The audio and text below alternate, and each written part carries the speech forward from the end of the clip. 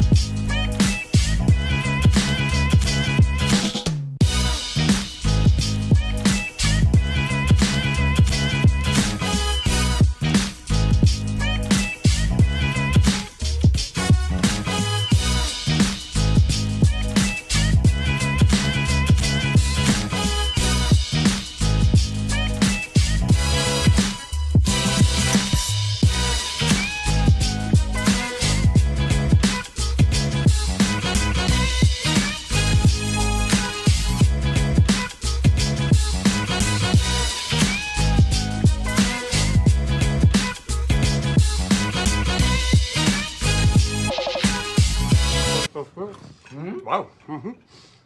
Wow. Yeah. Well, that wraps up another video for today. I hope you enjoyed watching me make this very simple recipe, and if you did and you're new to my channel, please don't forget to subscribe, click that notification bell, and also make sure you give me a thumbs up.